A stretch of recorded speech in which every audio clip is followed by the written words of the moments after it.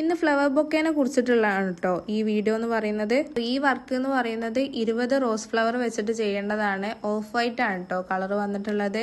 ബ്രൈഡിനും ഗ്രൂമിനും ഒരുപോലെ മാച്ച് ചെയ്യേണ്ട വർക്കാണ് കേട്ടോ ഇത്.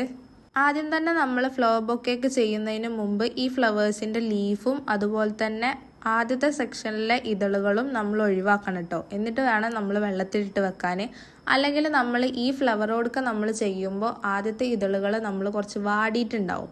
അപ്പം എന്ത് ചെയ്യും, ഈ ഫ്ലവർ ബൊക്കയിലും വാടിയിട്ടുള്ള ആ കളറാവും വന്നിട്ടുണ്ടാവുക ഈ ഇതളുകളിൽ.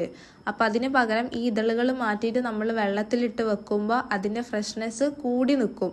നമ്മൾ ഫ്ലവർ ബൊക്കെ ചെയ്യുമ്പോഴത്തിന് ആ ഫ്ലവർ വിരിഞ്ഞിട്ടും ഉണ്ടാവും കേട്ടോ. അപ്പോൾ ഈ ബൊക്കയിൽ കുറച്ച് ലിറ്റിൽ ബ്രെത്തും അതുപോലെ തന്നെ കുറച്ച് ലീഫൊക്കെ ആഡ് ചെയ്തിട്ടാണ് നമ്മൾ ഈ ബൊക്കെ ചെയ്തിട്ടുള്ളത്. അപ്പോൾ ഇതുപോലുള്ള വീഡിയോസിനായിട്ട് ചാനൽ സബ്സ്ക്രൈബ് ചെയ്ത് സപ്പോർട്ട് ചെയ്യുക. അടുത്ത വീഡിയോയുമായിട്ട് വരാം. ടാറ്റാ.